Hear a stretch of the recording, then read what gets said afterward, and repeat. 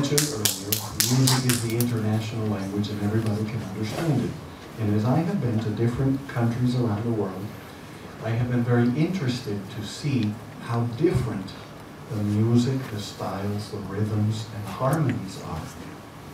But even though the music is different, it still says the same message.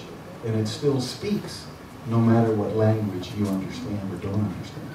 Now, if instead of being right here in Hong Kong today, we were in Argentina, music would sound like this.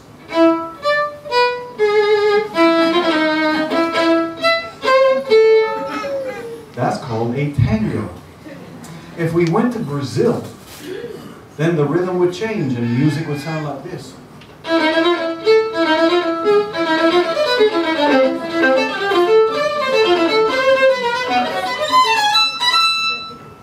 If we went to Peru, and we're just talking about a few hundred kilometers from each other, 3 different countries, but right next to each other, and yet the music is so different. This is what music in Peru would sound like.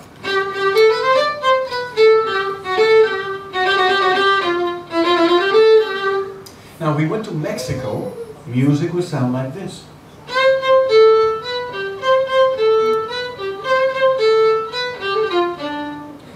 In the southern part of the United States where I live, music sounds a lot like this.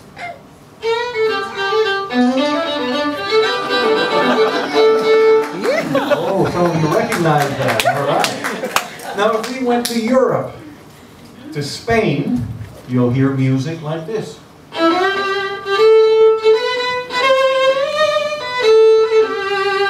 France,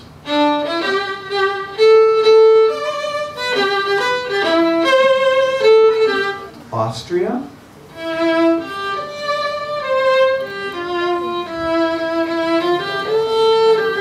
Ireland,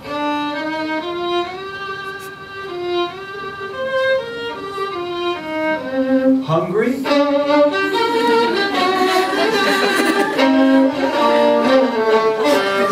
Hawaii,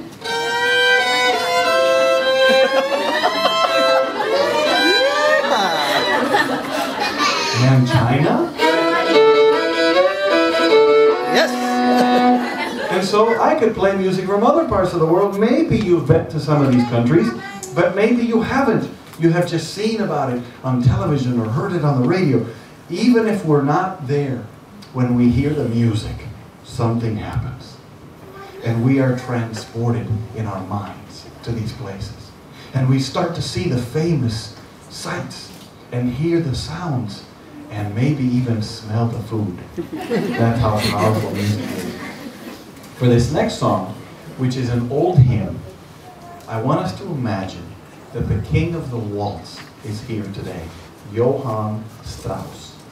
And after hearing all this music, he gets inspired, not to compose a new waltz, but to take an old hymn and arrange it in such a way that it sounds just like a waltz.